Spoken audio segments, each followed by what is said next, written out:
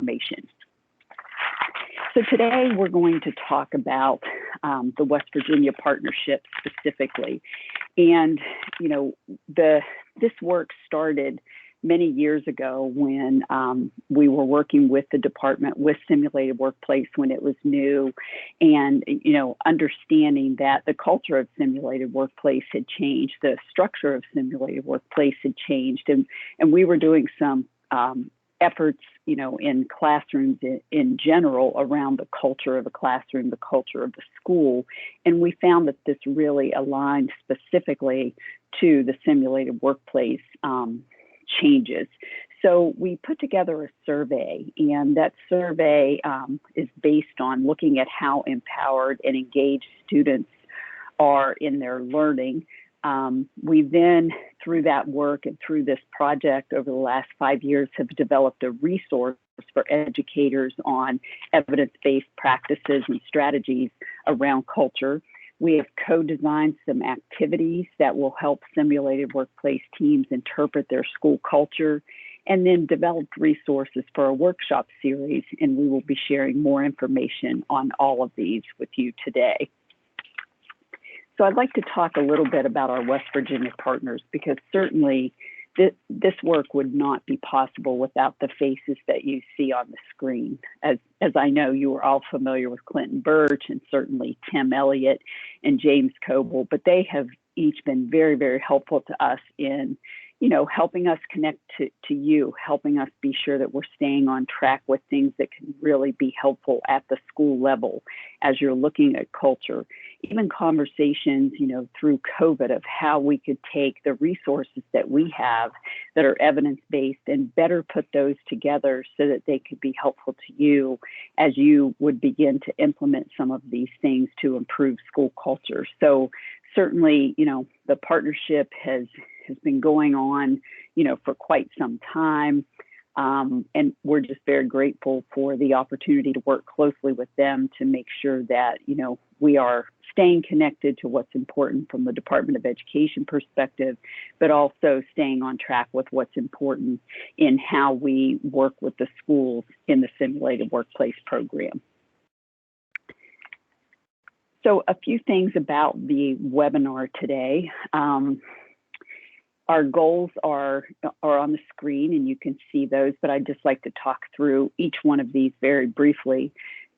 The plan is that you will build an understanding of the importance of school culture. You'll learn about the new workshop materials that we have available. You will experience select school culture workshop activities because we do want you to be engaged and see how this can work at your school. And then to build knowledge and skills related to using school culture survey data to inform improvement.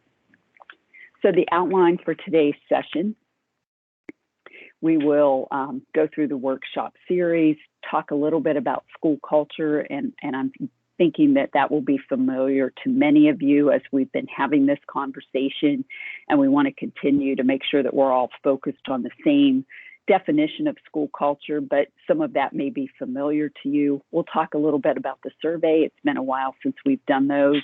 With COVID, we did not implement and put the survey out last year for schools. We'll talk about the survey data, looking at the evidence-based practices, how you can plan for improvement, and then give you time for some questions as we wrap up the webinar today. So I would like to turn it over to Kylie Yee to talk a little bit about the workshop series. Excellent, thank you, Ladada. And although now I'm sad I don't also get a round of applause for showing up on the screen. So let's take a deeper dive into the workshop series. Thank you, that's very sweet. So the three-part workshop series provides educators with a step-by-step process to strengthen their school's culture. By following the facilitator materials that we'll talk a little bit more about today, you or other stakeholders like administrators or state coordinators can actually replicate this workshop series at your own school. Generally, Workshop participants include 12 to 16 teachers, school staff members, and even student leaders. Through the step-by-step process outlined in the materials, participants in the workshop series can also engage the entire school community in implementing action plans to strengthen their school's culture. A recording of this webinar and the workshop materials will be available online on a site which will also house other videos and materials from this PD series, and you can see the link here. So give us a little bit of time to get those materials on the site, but that's where they will live moving forward. So there are 3 parts to the materials for the workshop series: the scripted slide deck, the participant workbook, and the facilitator's handbook. The workshop facilitator can use the slide deck to present the concepts and introduce the activities participants will complete together during the workshops. The slide notes contain the script along with guidance to support facilitators' presentation of the content and activities. Then the participant workbook. That's where workshop participants will actually follow along using that workbook.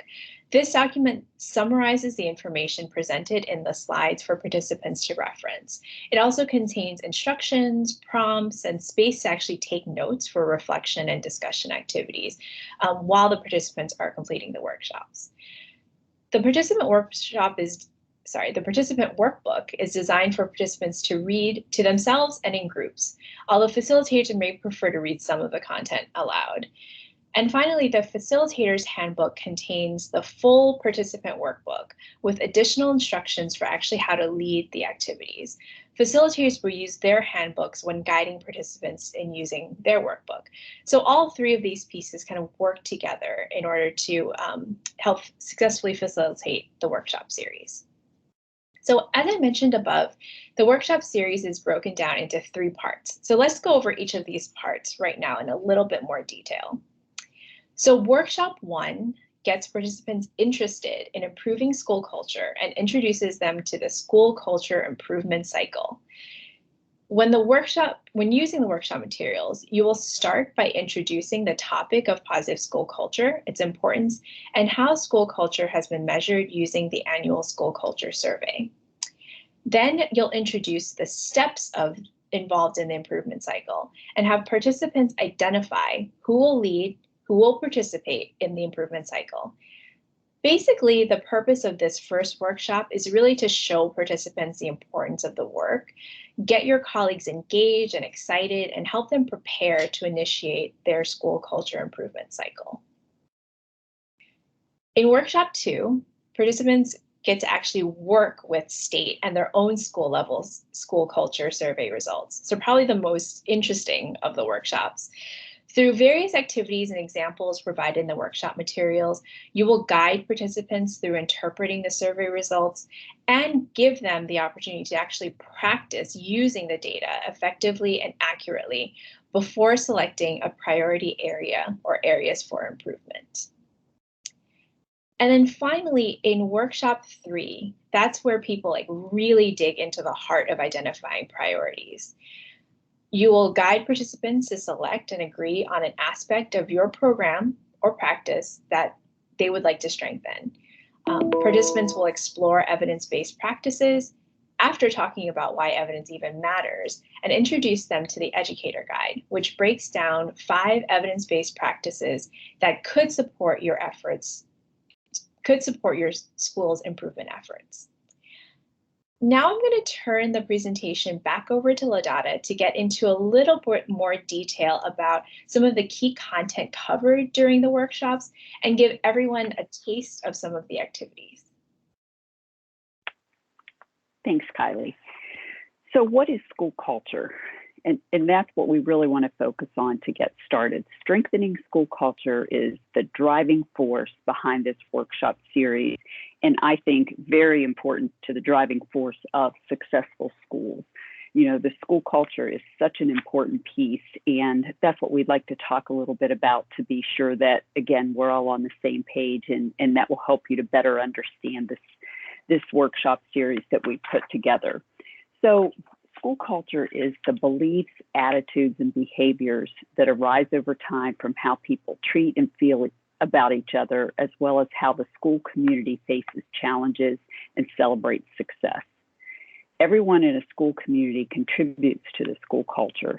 The students, the families, teachers, counselors, coaches, administrators, everyone involved in the school environment has an impact on the culture. And so I just want you to really think about, as you're considering this information and thinking how these resources could help you and your school, what are the beliefs, what are the attitudes, what are the behaviors that have arisen over time about how you interact with your peers, how families feel when they come into your school, how administrators interact with others.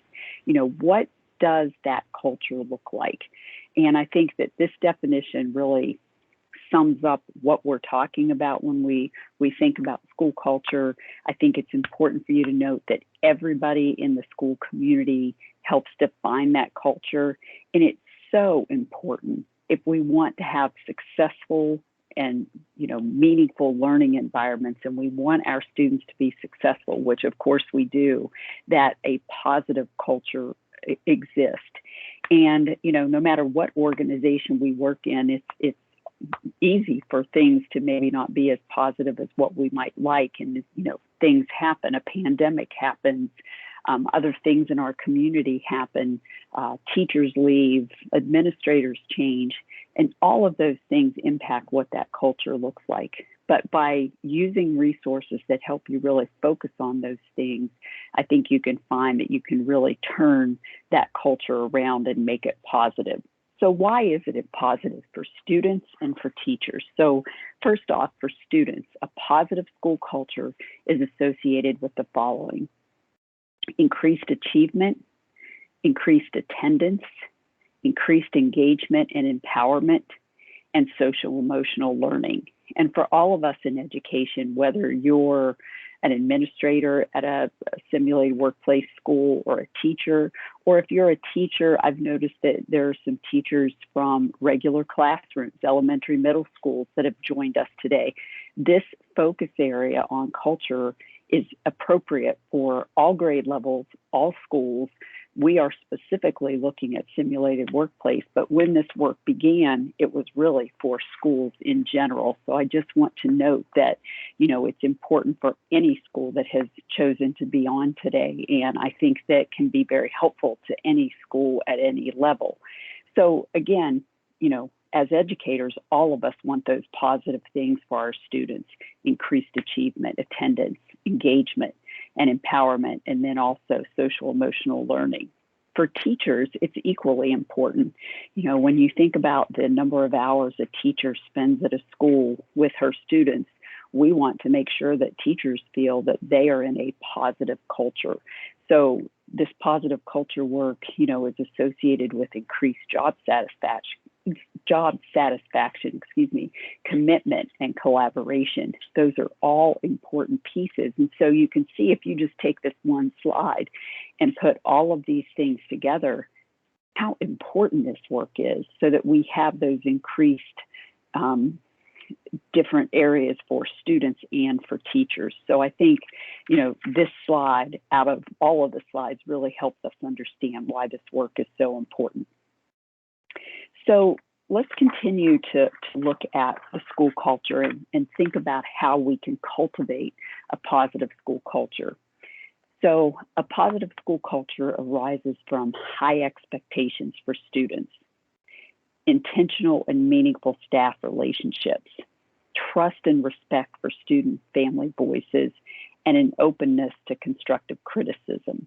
So just step back for a moment and think about those things, and think about your own school. Of course, I would assume that we all have those high expectations for students. Do you have intentional and meaningful staff relationships, or is that something that perhaps could be improved?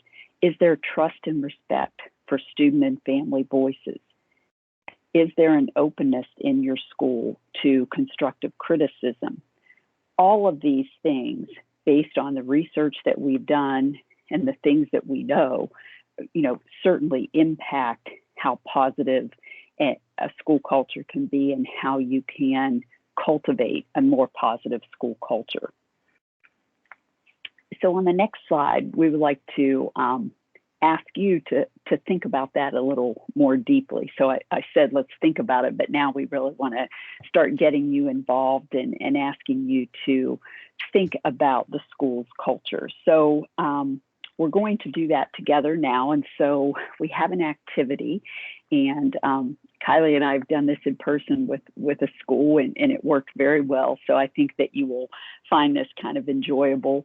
So if my school were an animal, it would be a blank because of what? And we are going to use Jamboard as a way to have you get involved in this activity. And my colleague, Kia Anderson, is going to help us get that set up. You'll see that she has placed a link in the chat. So you'll want to go to that. And then Kia, I'll turn it over to you, and then we'll kind of watch and see what comes in from our participants. Thank you so much, LaData. I really appreciate that. And I love hearing LaData talk about school culture. There are few people in the world who are as expert in it as LaData. So we are so fortunate to have her with us today. So I am in the first love phases of my relationship with Jamboard. It's just, I'm so in love. I have just learned about Jamboard recently. Some of you are probably quite expert at Jamboard. I see a bunch of folks hopping in using the link we put in the chat, the Teams chat. So for those of you who are new to it, if the veterans will bear with me, because I'm still new to it. Oh, I see someone has changed the background color. There you go. Someone's got the features straight. So you can use the tools on the left side over here to add to the page. You can use the sticky notes right here. You can put a text box on it.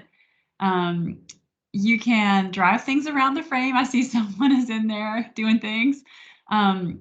So it seems like some of you have a good sense of how to use this. Please don't click here though, because that'll delete everything we're working on today. And then we're going to go ahead and click over. If you use this arrow, you can go on your own screen to the next frame. And here is our activity. If my school were an animal, it would be a blank because blank. So you can go ahead and start adding your sticky notes. Do you have a mascot? Do you feel like it's the right mascot? Is there another animal you are, that you feel like would represent you all? So I'm going to turn it back over to LaData. And if you all are not comfortable with the Jamboard or not able to hop in here in a separate browser window, you can also feel free to add your thoughts in the chat, and we can make a sticky note for you. Okay, so I'll give you a few seconds to start adding.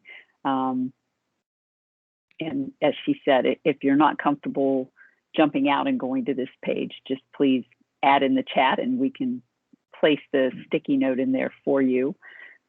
I see Wolf, we are a pack and we work together. And I think that's a great one to begin with because that is so important. Again, to have that positive school culture, you want to be working together.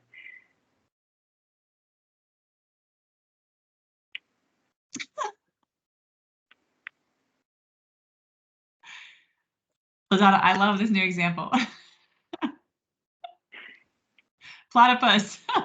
Sometimes the pieces don't match.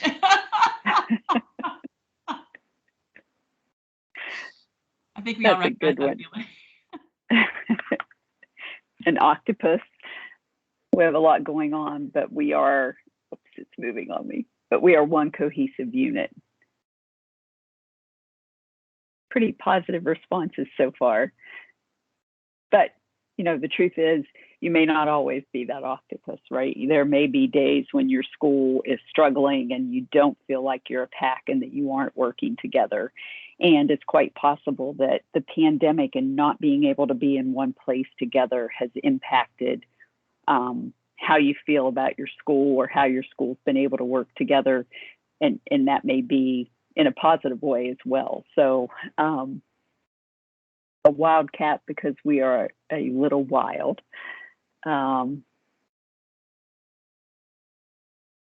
be honest, some of these I can't, my eyes are not working to read some of that smaller print. So Kia, if you see a good one, please chime in. Oh, it would be a frog. Always jumping around. So that's good. A frog, always willing to jump around, be willing to help. So many good ones are coming in.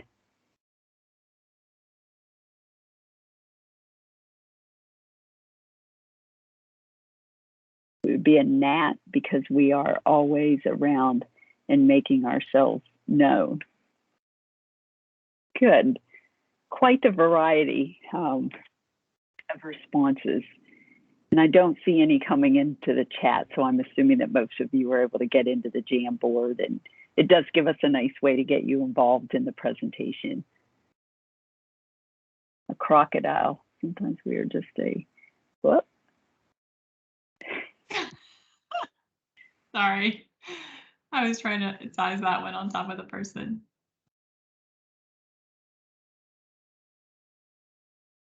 Okay, so keep that one was. We just chill and, all right, we've got the cute puppies going.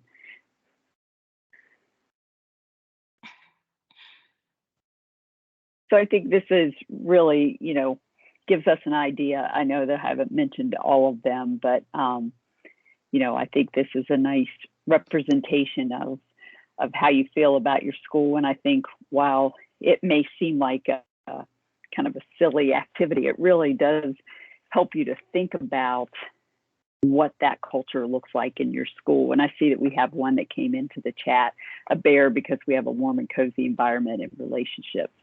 And I think there are a lot of very strong messages in your responses about your ability to deal with challenges, your commitment to each other, and your commitment to your students and community. So I think that while most of these look very positive, I think that the resources that we put together can still be very, very helpful to you in improving that culture and keeping it very positive. So thank you for participating in this example and going through this with us on Jamboard. It's nice to get you involved and get your thoughts. So we're going to move on now and talk about the Simulated Workplace School Culture Survey. And I am hopeful that you remember this survey. We have been using it for, I think, the last 3 to 4 years. And I'd like to talk a little bit about that because it has changed. And I just want to say again, because I noticed in the chat that some of you are not from Simulated Workplace Schools, this survey can work for any school in any classroom. So on the next slide, I'd like to just talk a little bit about the survey. We have worked with researchers and we've developed this statewide survey thinking about what the key components are to assess school culture. And in this survey, we've made some changes over the year to focus on specific areas a little more closely. And so what happens is at the beginning of the school year, we will send this survey out. This survey is customized to ask questions of administrators, counselors, teachers, and students. And so after that survey is complete, that gives us our beginning data for the school year. And then we will give that survey again, usually the end of April before your seniors graduate. And, then we're able to take a look at what you said, your school, your students, teachers said at the beginning of the year, but then also what they said at the end of the year. So we have all of those individuals take this survey statewide. And we're able to look at the statewide answers, and then you're able to look at your specific school responses. And I think that can be very helpful. And we'll talk a little later about how that can be very engaging and interesting for especially the students at your school. So the survey measures 4 primary constructs. And if you were involved with this survey, when it first started, we had 6 constructs, but we've really tried to make the survey more concise and focused. And so we've chosen 4 primary construct areas to look at. And you'll see in the yellow circle at the top of your slide, engaging openness and positive attitude. So if we think about that, is your school open to maybe some criticisms, to thinking outside of the box and doing some things a little differently, making adjustments?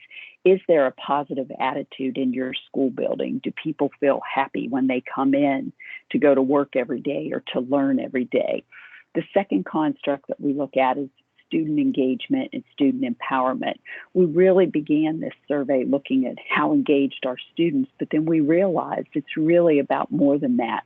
As we worked at the department and with other experts, it's about really looking at if students feel empowered. So you can see in the slide in the top left box that, students have a say in how their simulated workplace programs are run.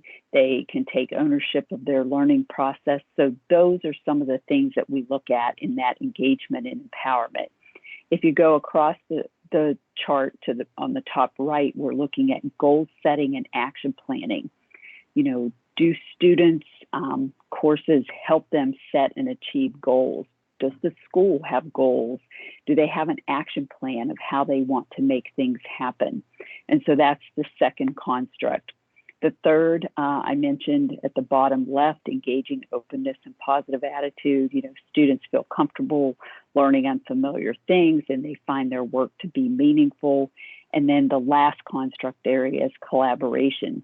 Students work together to plan and do work, and they learn from peers and help their peers learn. Same can be said for teachers and the entire, school structure. So these constructs are what we look at as we look at the results from the surveys. And then this information is really able to help you as you're looking at the culture of your school. So we're going to talk about this in a little more detail. And so I'm going to turn it back over to Kylie.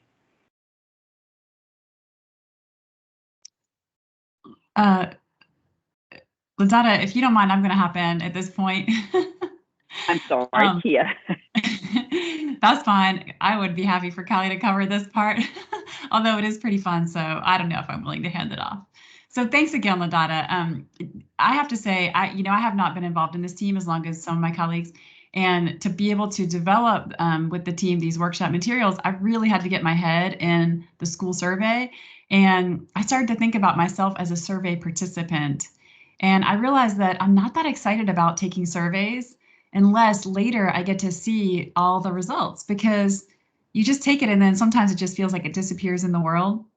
But maybe that's part of why the students, when we did pilot versions of these workshops, were so excited to work with the data and to see their own school reflected as compared to statewide data, et cetera. So we're going to tell you a little more about that in a minute. So because we're reviewing and interpreting the survey results as really the heart of the three-part workshop series, we're going to walk you through how you will guide your own school team, or a colleague of yours will guide your own school team with results as a workshop leader. Now, as LaDonna mentioned, this is intended for a simulated workplace. So we have in mind, the older high school age type students here, but this could be something that you run with a team of teachers in a school where the children are younger, for example. So I want to underscore what LaDonna added, that this is really something you can do in any education setting. And we see the range of animals reflected here. We would look forward to being a fly on the wall in any of your schools, from the platypus to the jackalope, to the bears, to the tigers, to hear how this works. So please let us know after you try them. So reviewing the data was really exciting for the student leaders. We were blown away by the sense of ownership that they displayed in looking over the improvement process when we piloted this at Calhoun-Gilmer Career Center. I want to give a shout out to Calhoun-Gilmer. I saw at least one person in the chat at the beginning of this, at the introduction phase, from Calhoun-Gilmer. So we really want to say thank you for welcoming us there to work with you on this right before the pandemic. So here are some of the things that they really appreciated about that activity. Being able to contribute alongside teachers and leaders, comparing the statewide and school results, as I mentioned, drawing on their own experiences to help interpret and draw conclusions and results, and then building skills and using data for improvement. We hope you'll see as we go through this why they enjoyed it so much, and you'll enjoy this activity with us today. So in the workshop, you will take your participants through this step-by-step process to review survey results and determine what they mean in the context of your own program and place. So this is reflect, interpret, and draw conclusions. We find it is worth taking the time to set this foundation. It's designed to help participants think through the results before they begin to interpret them. In other words, it guides them in carefully stepping, not jumping to conclusions. We'll explain what this means in the next slides. But first, let's take a look at some sample results. What are we looking at here? These are real results from a real anonymized school, formatted in the same way as in your own survey report, so you probably recognize this format. As the workshop facilitator, you will help participants understand what they're looking at by pointing them to the different elements shown in each group of results. The results in both state and school level survey reports follow this format. For example, at the top, we see that this shows responses from 135 students in the school level report. On the left are the survey items the students responded to. I can see the impact my tasks have on myself and others, and my interest in learning and participation is increased by collaborating with my simulated workplace team. On the right are the bar graphs showing what percentage of students gave each type of response, shown in the key at the bottom for each item. Here you can see that 28% strongly agreed to the first statement, and so on. Also, remember the 4 constructs that LaData just covered for us. Here at the top, you can see which survey constructs these statements align with, in this case, collaboration. In your workshop, we suggest giving participants copies of the 2 survey reports. The statewide data. This one has data from people in all 4 roles who take the survey across the entire state: administrators, counselors, teachers, and students. The other report is the school level data only. At the school level, there are really too few administrators and counselors responding to the survey within a single school to keep those results anonymous, so these school level reports contain teacher and student data only.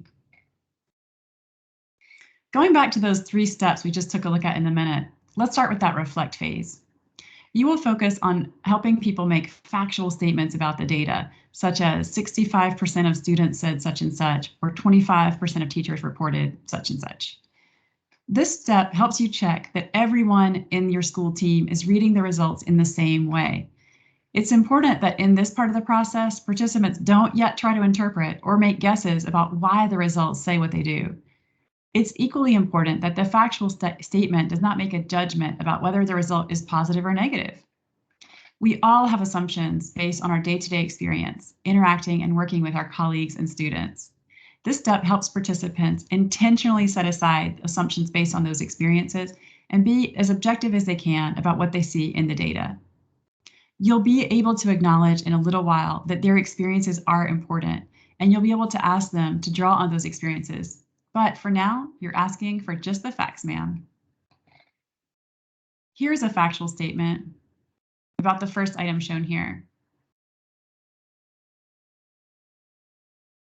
About 9 in 10 students reported that they strongly agree that they see the impact of their tasks on themselves and others. You can model for your participants that statements can sum the percentages in 2 adjacent categories, such as strongly agree and agree, as in this example here. Another example could be 94% of students strongly agree or agree that collaborating with their simulated workplace team increases their interest in learning and participation. In the interpret phase, you will guide participants to make informed guesses about what the data are saying, drawing on what they know about the school. But these are guesses only, they are not conclusions. You can then model some interpret examples based on your reflect statement. Here are 2 examples. It seems that a large majority of our students at our school feel positive about their work, and a minority of students may feel that some of their tasks are not as meaningful.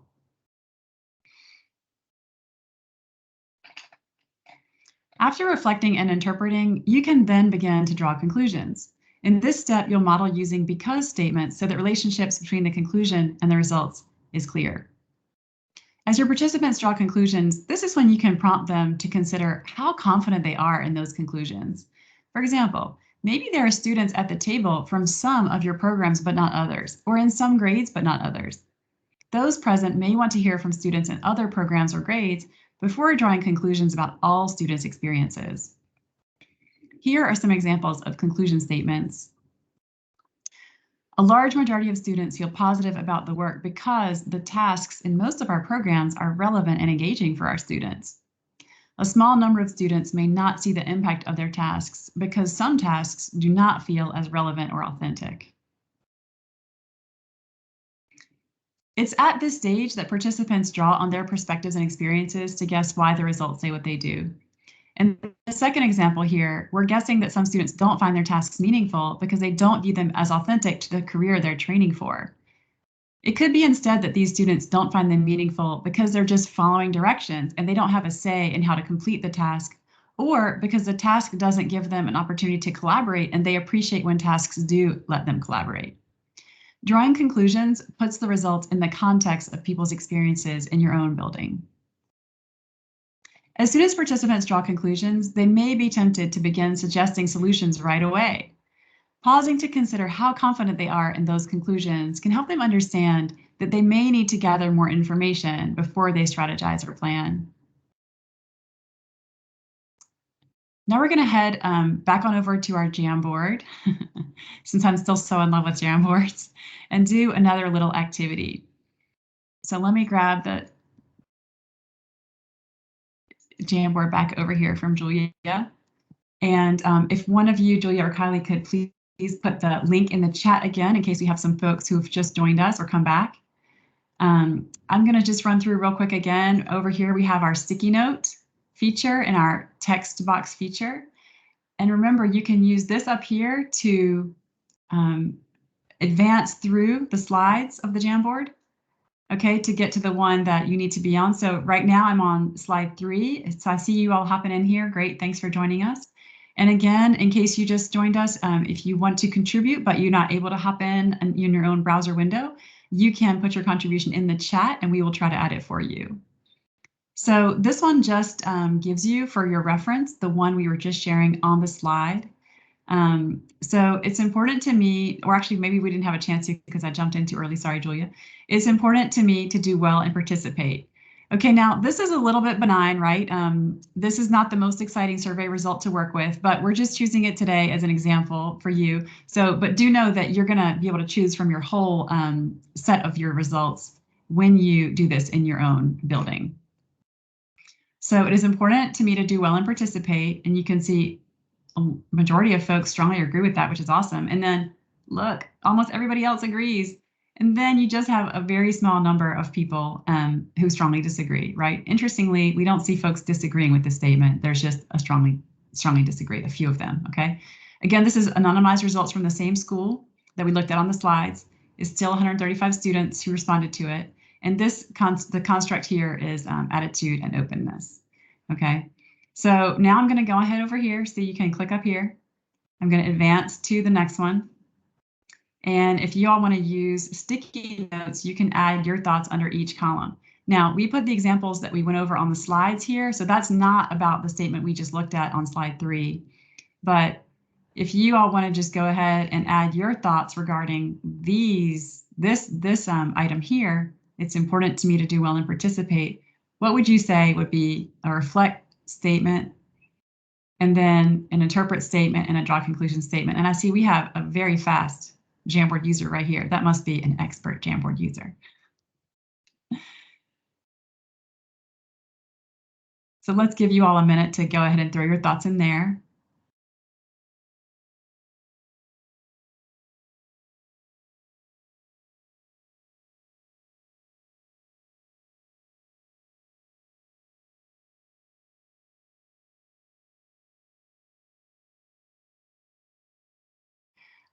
This one, can you all see this one that's over here first? Let me make it a little bigger.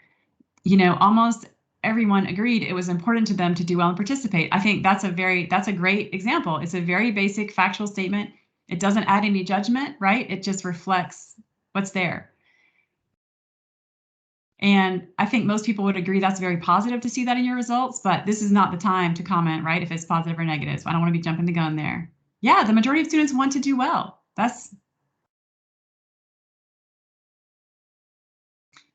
I see some getting added that might go over here in the interpret or draw conclusions space. I think the majority of students want to participate, yes. And Rose strongly agreed to participate, yes. How about some interpret statements, folks? Can you make informed guesses?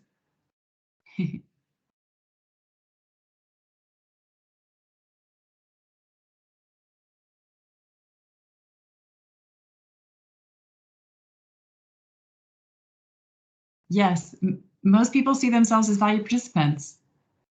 And maybe that small minority is students that go along with things, but need to be more encouraged to participate because they don't instinctively do that.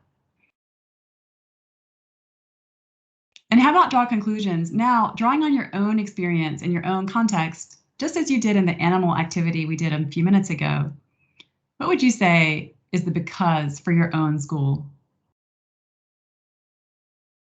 And you don't have to imagine that the results were the same ones we just saw, right? You can imagine whatever you think the results for that item would be in your school. What would be the because statement for you?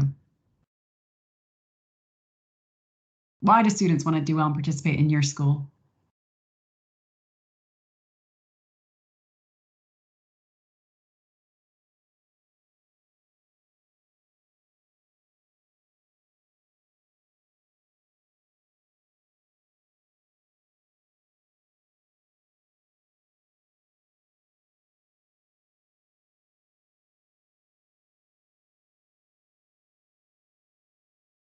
I think we can agree with that statement. Participation is the first step to success because you can't learn and grow if you're not there to learn and grow and engaged in what's happening in your classrooms. So how would you turn that into a because statement like that? Students want to do well because they have teachers encourage them and set high expectations. There you go. Students feel their participation is valued, but few students do not.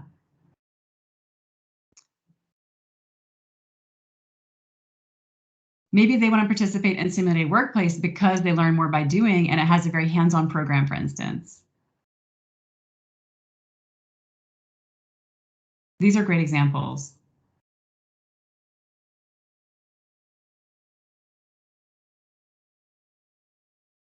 Yes, and I see this in this one here. Can you all see this?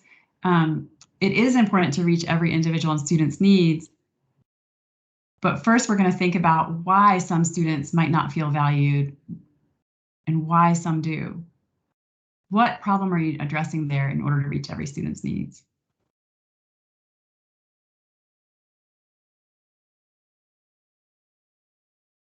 Yes, I love the fun approach to learning. Thank you for adding that.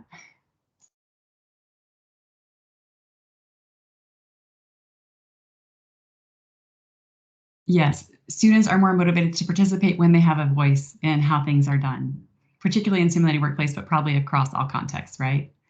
So you all clearly get this, and this is something that your teams will do during the workshop. And so we wanted you to do this with us today, but it's going to be a little more complex when you all do it because you're going to get to pick from the whole survey report which ones stand out to you as the ones you all want to do the reflect, interpret, draw conclusions process with.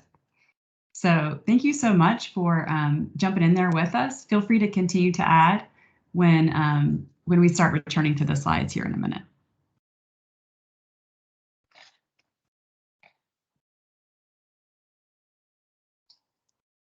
We really appreciate you sharing those ideas and examples. And we hope that gives you a little taste of what you'll be doing with your own participants. Because they're going to also have the opportunity to compare to the statewide results, which we didn't get into today just for time. They'll be able to see your school's strengths and areas for improvement as compared to statewide averages. And we want to emphasize that the data is also to help you celebrate those strengths. So do take a minute to do that when you run these workshops yourselves before you turn to identifying growth areas for you all. So I'm going to now turn it over to Kylie. Thanks again, everyone. And Kylie will now share some great resources for evidence-based practices because in the workshops, you're going to lead your team in identifying those areas for improvement and then selecting one to tackle together. But how do you go about making that positive change? What kinds of strategies will you find there?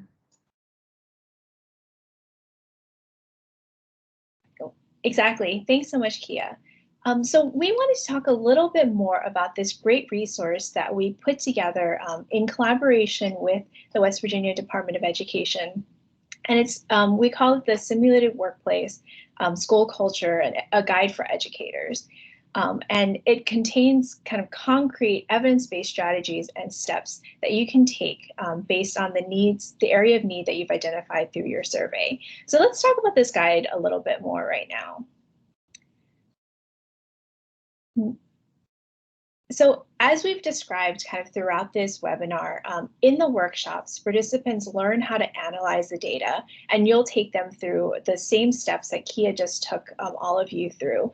And then at the end of that, once they've looked at the data, they'll work to identify an improvement priority that is based on their review of the survey data, and actually any new data that the participants may also decide to collect to support the survey data and make sure that their conclusions are actually really solid and sound.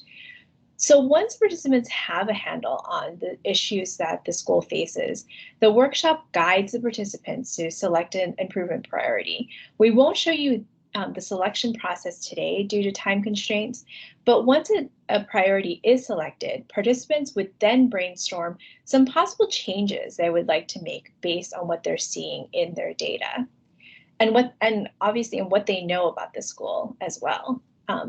But how do you decide what course of action to take? How do you know that the changes that are being thrown out there will actually make a difference?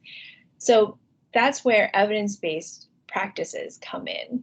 So a key first step is selecting practices to try out that are evidence-based and aligned with the improvement priority. And this can help ensure that your time and efforts will actually pay off. So why does selecting evidence-based practices matter? It matters because you want to know how well a program or practice works.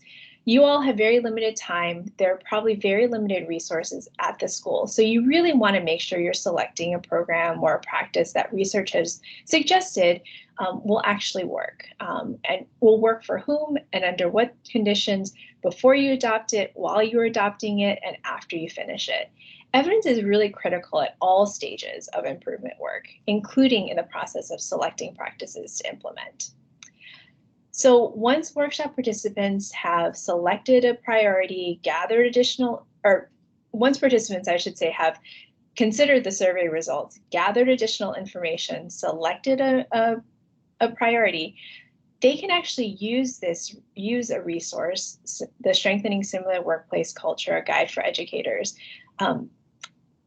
which contains evidence-based practices that can be a good place to start your research. So the West Virginia Department of Education, in collaboration with the Regional Educational Laboratory, created this resource with a collection of evidence-based practices. And we're putting a link for the guide in the chat. Excellent. So we wanted to take a little bit of a closer look at the resource. So the Guide for Educators highlights 5 evidence-based practices aligned with the culture constructs measured in the survey, and that research suggests can actually strengthen school culture. So first, it's project-based learning, frameworks for authentic questioning, career-focused mentoring for students, building strong student-teacher relationships, and individualized career planning. The guide contains a brief definition and description of each of the 5 practices, including a discussion of research findings on the relationship between the practice and stronger school culture. So diving yet deeper into this, 2 of the 5 practices in the guide, project-based learning and authentic questioning, focus on creating a student-centered learning environment. The other 2 practices, career-focused mentoring, building strong teacher-student relationships, and individualized career planning, are types of individualized student supports. This is not to say that these practices are exhaustive of everything that you can do with your students, but it is a great start, a great place to think about some of these practices, maybe take pieces of the practices, maybe take the whole practice, but we think of it as a great starting point for you to think about evidence-based practices. So we really encourage you to browse the materials. We think you'll find this guide very useful, both in conjunction with the survey and the workshop series, and on its own as well.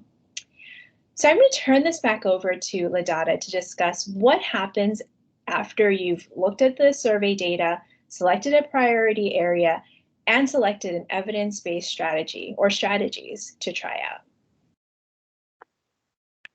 Thank you, Kia. I'm just getting all mixed up today. Thank you, Kylie and Kia. You think I hadn't worked with these people. Gosh, sorry about that. But thanks to both of them really for their explanation. I think this is very helpful to see how you can use that survey data. And again, I'll just mention that Kylie and I have seen this in action with students that were working at one of our schools and just so interested in helping to analyze. So, you know, we're just very, I think that you're going to find this to be very helpful to you as you do begin using these resources. So let's talk about what's next now that you've had this overview of how to analyze and look at the results from the survey, and then to take a look at this resource that is available to you. So, you know, in addition to the other resources that have just been mentioned, this workshop series also includes a planning template that's designed to help your team very concretely plan for implementation of the evidence-based practice that you select in this workshop process.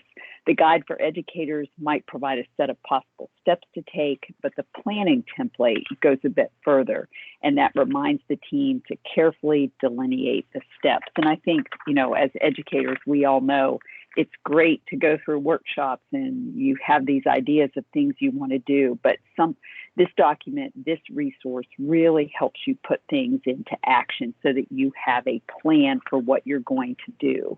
So we like to just spend a few minutes to talk through this. So you'll see with this action planning template that it starts with an action step. And that is really about what do you need to do to implement the practice, and then going across from left to right, you know, who are the responsible parties, who will lead this task and provide support. And then, of course, you need to think about what resources, what are you going to need so that you can implement this? Who do you need to reach out to, you know, and or keep informed under the communications needed?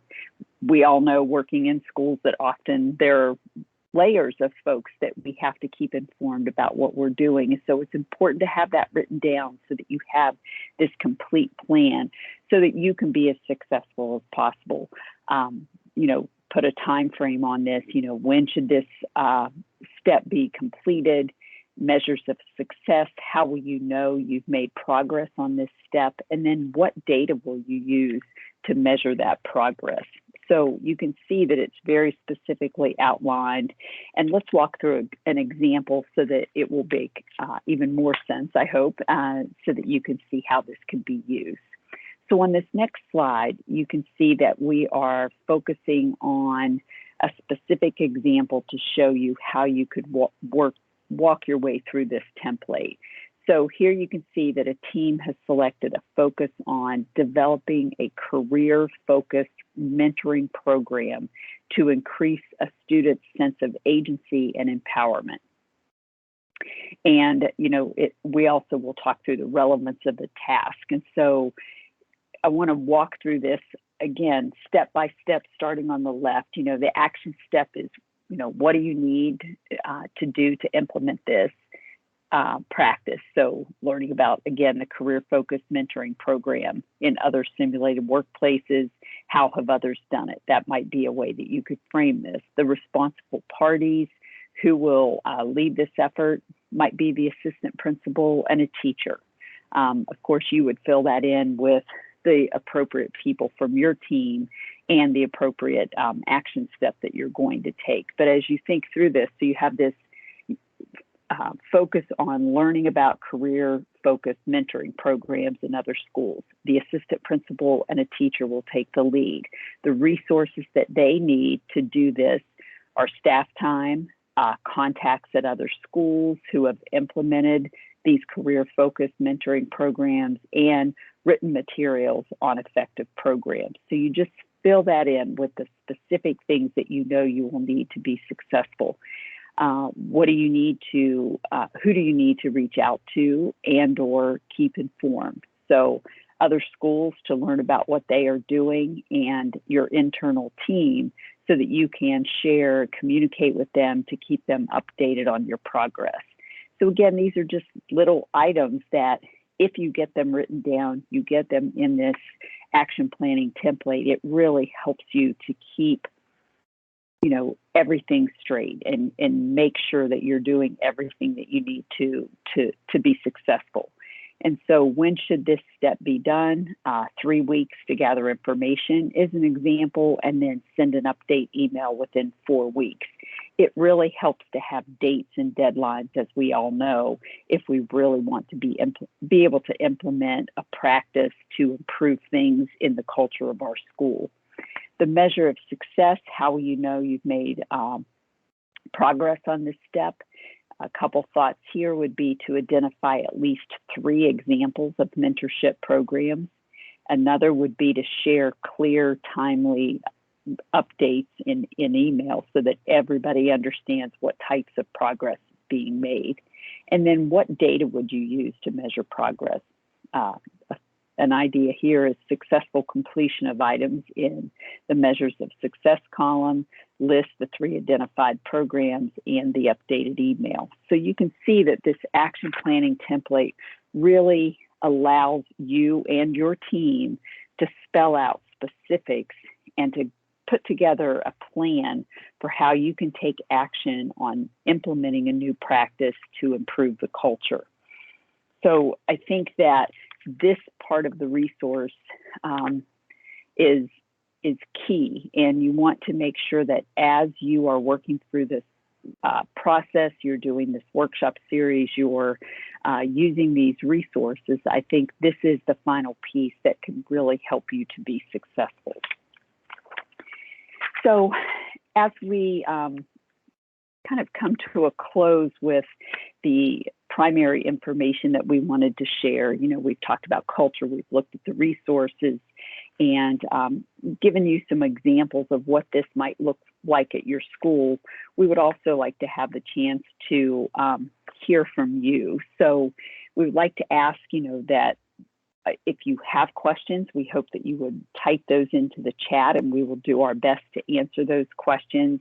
We hope that this introduction to this workshop series has really kind of sparked your interest in thinking about culture and being able to implement this information and this workshop series into your school to help really improve the culture of your school. And again, even if your animals were positive and you had very positive things to say about your school and you're feeling that way, going through this workshop series can only make things better. I mean, I think that you will find that that can be very helpful. I'm happy that the materials are available to you because it gives you a chance to really take a look at things and see how you might be able to begin to utilize these workshop materials in your work at your school. So you'll see the link in the chat, you see the link on the slide of where the materials are available. And so now we'd like to open this to any questions that you have. So there's a question about Thursday being the same as today. And I'm not sure, I'm assuming that will be a different webinar. Tim, maybe you have that answer, or Kia. I don't. Tim and James, that seems like a question for you all. Yeah. If Thursday's webinar will be the same as today.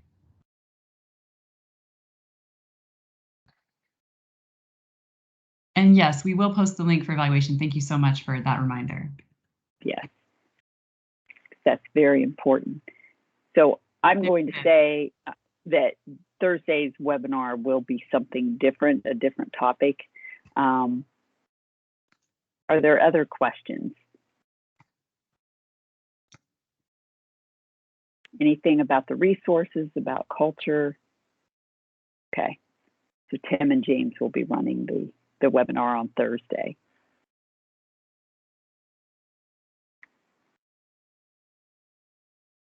Okay.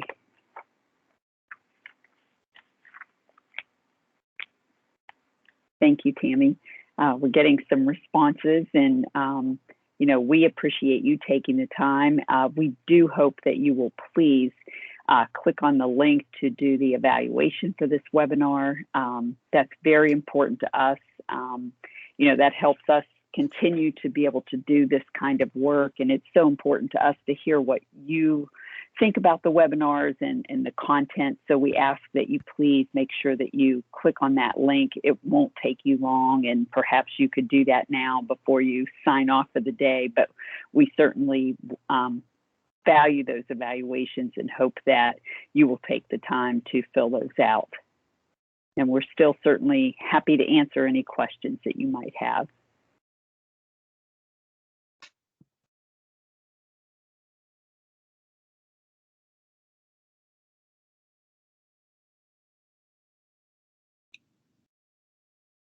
I just wanted to quickly add that the evaluation, the link that Kia just put in the chat with the evaluation, that evaluation is really focused on just our webinar, and there may be a larger evaluation for this whole series of professional development that you receive from the state. But the link that Kia put in there is evaluation just for our webinar. So we'd love to get your feedback on what went well, what could be improved, so that we could do better moving forward. Thank you so much.